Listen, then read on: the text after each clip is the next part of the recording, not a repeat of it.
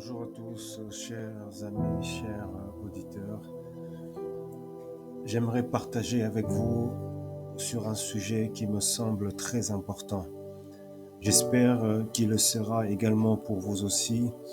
Ce sujet est le rachat, notre rachat, le rachat de l'humanité par Christ. La Bible démontre clairement et naturellement et universellement que l'homme est spirituellement dans un état d'esclavage spirituel. L'homme, par sa nature pécheresse, est sous l'esclavage du péché. Il est esclave.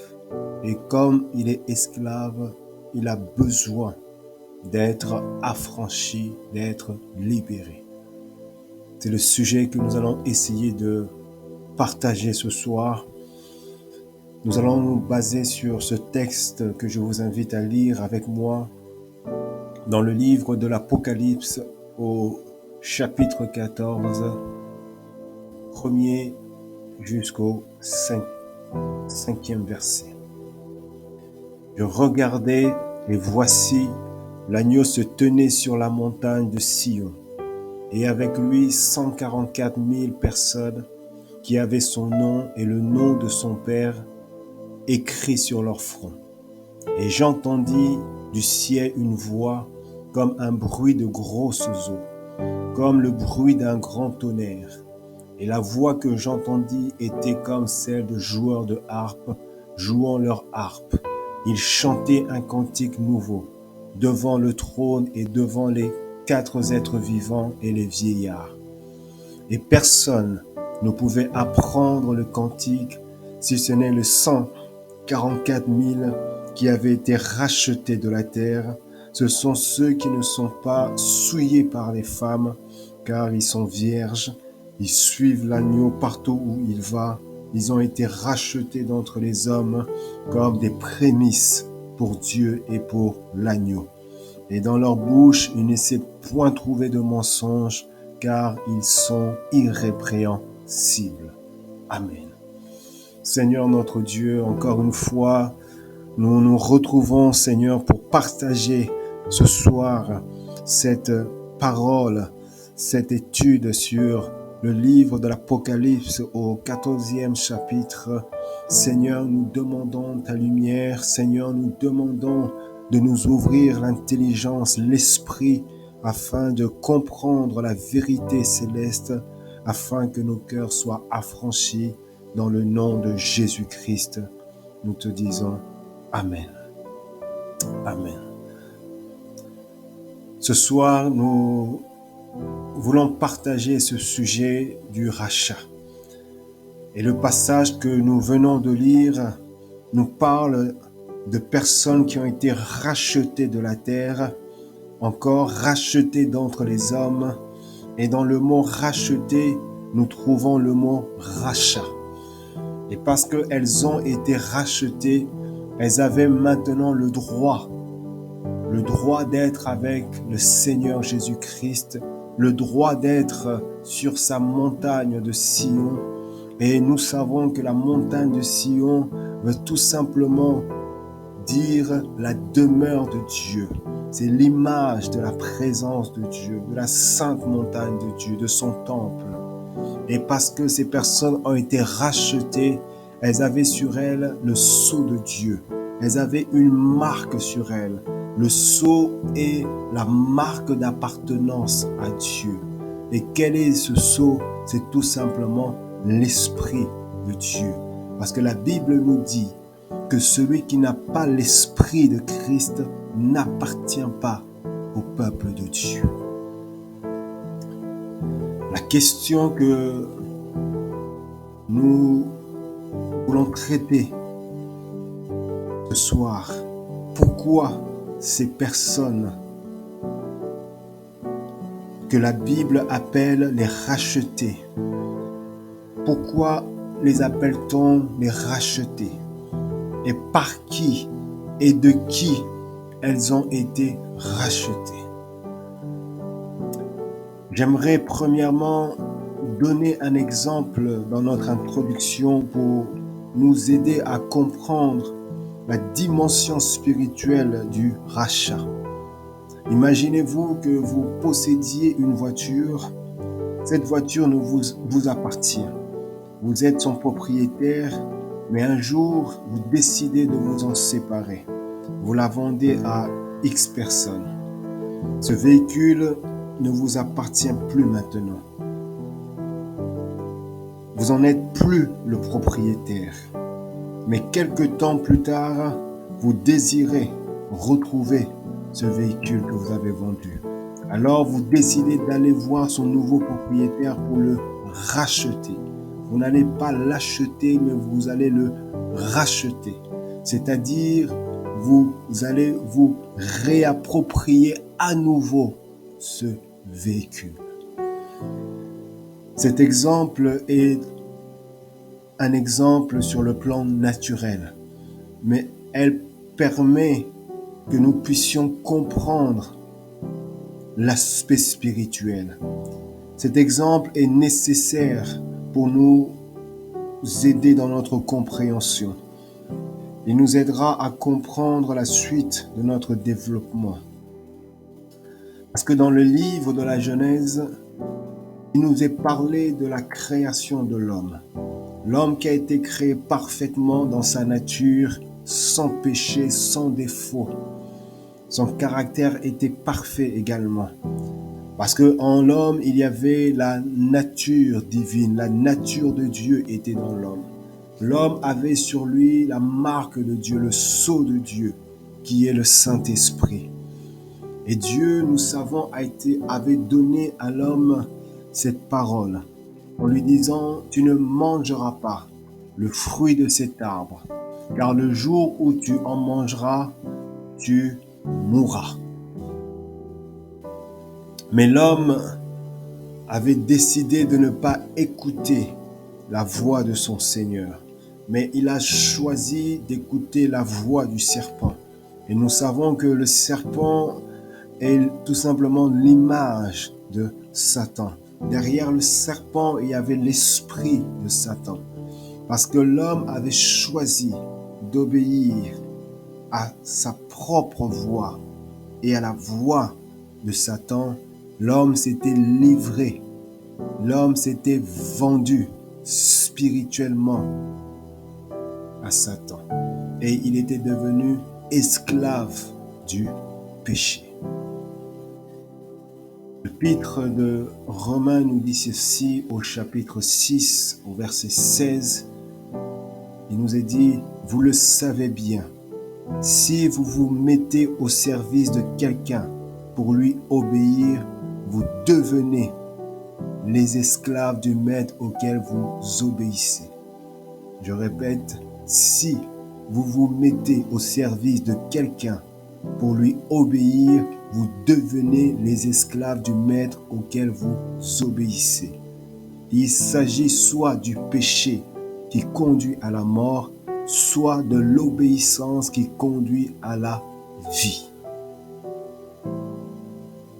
Parce que l'homme a choisi de rejeter la voie de Dieu, la voie que Dieu avait prévue pour lui. Alors il s'était livré à Satan. Il était devenu spirituellement esclave du péché. Et l'esclavage du péché conduit à la mort. C'est-à-dire, la mort veut tout simplement dire la séparation totale avec Dieu. Ce n'est pas simplement une mort physique, mais c'est aussi une séparation avec Dieu. Lorsque Adam a péché, le péché l'a conduit à la mort, mais aussi à se séparer de Dieu. C'est pourquoi nous voyons que Adam a été chassé du jardin d'Éden.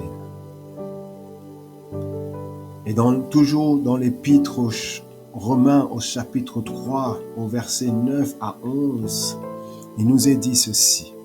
Car nous avons déjà prouvé que tous, juifs et grecs, sont sous l'empire du péché. Car selon qu'il est écrit, il n'y a point de juste, pas même un seul, nul n'est intelligent, nul ne cherche Dieu. Tous se sont égarés, tous se sont pervertis, c'est-à-dire tous se sont corrompus. Toute la nature humaine, toute l'humanité dans sa totalité est pervertie et corrompue bibliquement parlant et spirituellement parlant. Et il a encore rajouté ceci dans Romains au chapitre 5, au verset 12. Il est dit, c'est pourquoi, comme par un seul homme, c'est-à-dire par Adam, Adam qui représente le père de toutes les familles de la terre, la source de toute l'humanité. Comme par un seul homme, le péché est entré dans le monde et par le péché, la mort. Et qu'ainsi, la mort s'est étendue sur tous les hommes parce que tous ont péché. La Bible déclare que tous les hommes sont considérés pécheurs aux yeux de Dieu. Tous les hommes sont considérés mortels parce que tous les hommes meurent. Personne n'est éternel. Tous nous allons mourir un jour. Et cela montre que tout homme est pécheur dans sa vie. Il n'y a pas un seul qui soit juste aux yeux de Dieu.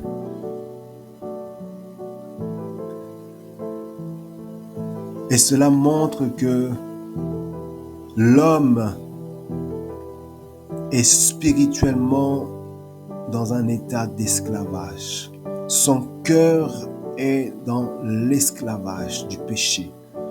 Et l'homme a besoin, et nous avons besoin d'être rachetés pour retrouver la liberté. Je parle de la vraie liberté. Parce qu'aujourd'hui, nous prétendons être libres. Nous revendiquons notre liberté. Mais en réalité, nous ne sommes pas libres. Si nous voulons être libres, nous devons être nés de nouveau. Nous devons passer par la nouvelle naissance en Christ.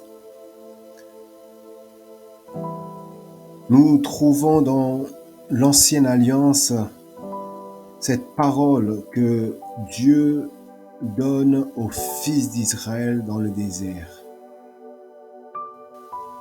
Il donne cette parole pour nous montrer la nécessité du rachat de l'homme. Parce que nous sommes par nature esclaves du péché, il nous est nécessaire de passer par le rachat. Dans Exode chapitre 13 et au verset 13, cette parole dit ceci. Tu rachèteras avec un agneau tout premier-né de l'âne. Et si tu ne le rachètes pas, tu lui briseras la nuque. Tu rachèteras aussi tout premier-né de l'homme parmi tes fils. Les fils d'Israël avaient cette obligation de racheter tout premier-né de leurs fils. Et même les animaux devaient être rachetés. Tout simplement pour montrer combien le rachat était nécessaire. Et s'il n'y avait pas le rachat, alors c'était la mort. Parce que la parole disait que si tu ne le rachètes pas, tu lui briseras la nuque, tu lui donneras la mort. Donc il fallait à tout prix racheter le premier-né afin qu'il puisse vivre. Si aujourd'hui nous ne passons pas par le rachat, nous risquons de vivre notre éternité séparés de Dieu.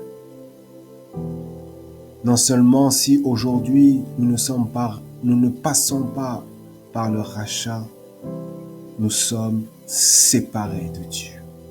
Nous sommes loin de Dieu, loin de la connaissance de Dieu et loin de la vérité de Dieu. Pourquoi devait-il obéir à cette parole, obéir à cette pratique? La réponse, nous le trouvons au verset 14 du 13e chapitre de l'Exode. Et lorsque ton fils te demandera un jour, que signifie cela? Pourquoi cette parole? Pourquoi ces pratiques? Tu lui répondras, par sa main puissante, l'Éternel nous a fait sortir de l'Égypte, de la maison de la servitude. Cette loi que le Seigneur avait donnée aux fils d'Israël n'avait qu'un seul but, rappeler aux Israélites qu'ils étaient aussi des esclaves en Égypte et qu'ils avaient été rachetés par Dieu. À chaque fois qu'ils devaient obéir à cette parole, il montrait que un jour ils étaient des esclaves en Égypte et que s'ils sont sortis de l'Égypte parce que Dieu les avait rachetés. L'Égypte pour nous représente le monde spirituel dans lequel nous sommes. Et Pharaon représente l'image de Satan. Toute personne qui vit sur la terre est spirituellement sous l'esclavage du péché et sous l'autorité de Satan. Comme les Juifs autrefois étaient esclaves en Égypte sous l'autorité de Pharaon, ainsi spirituellement l'homme est dans la même condition. C'est la raison principale, c'est pour cela que Christ est venu dans notre monde. Comme Dieu avait envoyé Moïse pour racheter son peuple, Dieu nous a envoyé Christ pour nous racheter, pour racheter l'humanité du péché. Dans Tite, au 2e chapitre, au verset 13 à 14, il est dit ceci. En attendant la bienheureuse espérance et la manifestation de la gloire du grand Dieu et de notre Sauveur Jésus-Christ, qui s'est donné lui-même pour nous afin de nous racheter de toute iniquité et de se faire un peuple qui lui appartienne, purifié par lui et zélé pour les bonnes œuvres. Je répète cette parole qui dit notre Sauveur Jésus-Christ. Jésus-Christ est appelé d'abord un sauveur, non pas un homme qui est venu créer une religion, mais un sauveur, celui qui est venu sauver. Sauver l'homme de quoi? Sauver l'homme du péché, sauver l'homme de l'emprise de Satan. Et il nous est dit encore qu'il s'est donné lui-même pour nous racheter. Pour nous racheter. Nous racheter de quoi? Nous racheter du péché, de l'iniquité. Pourquoi? Parce que nous étions vendus au péché. Nous sommes esclaves du péché. Dans l'épître de Galates, au 3e chapitre, au verset 13, il est dit que Christ nous a rachetés de la malédiction de la loi. Il nous a rachetés de la malédiction de la loi.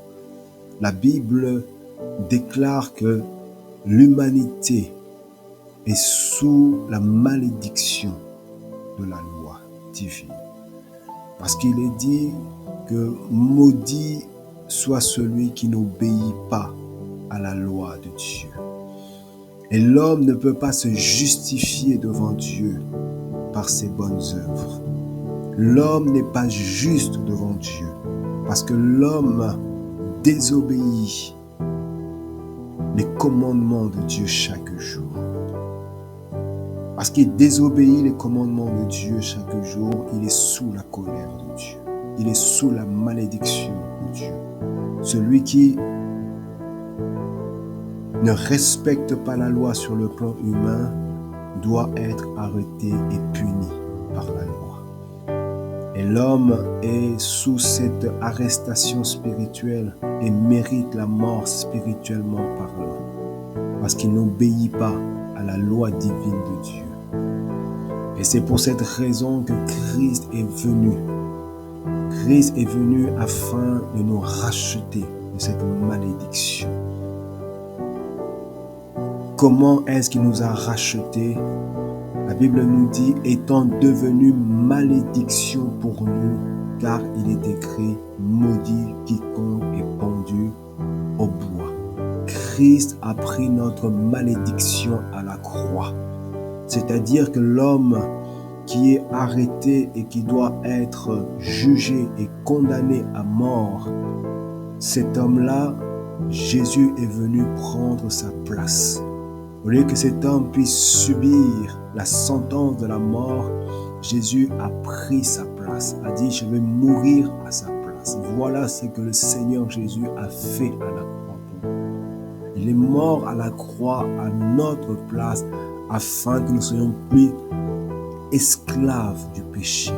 Nous ne soyons plus condamnés à mort. Nous ne soyons plus sous la colère de Dieu.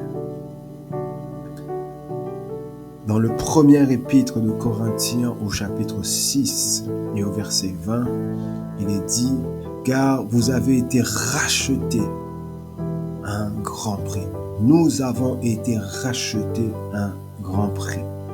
Glorifiez donc Dieu dans votre corps et dans votre esprit qui appartiennent à Dieu. Donc le rachat n'est pas gratuit. Le rachat implique un coût.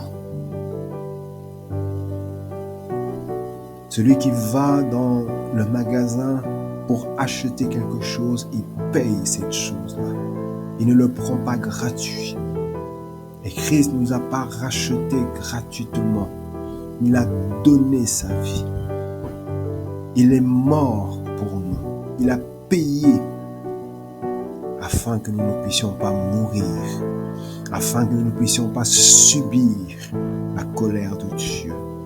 Et cette parole est vraie uniquement pour ceux qui croient et qui ont reçu Jésus dans leur vie et qui ont reconnu qu'ils étaient des pécheurs et Christ est venu pour mourir à la croix pour leurs péchés. Alors ces personnes-là ne sont plus sous la colère de Dieu et sous la mort éternelle. Mais tous ceux qui n'ont pas encore reconnu Christ comme leur Seigneur et comme leur Sauveur sont spirituellement encore dans l'esclavage. Ils sont spirituellement sous l'autorité de Satan. Ils sont spirituellement séparés de Dieu. Alléluia.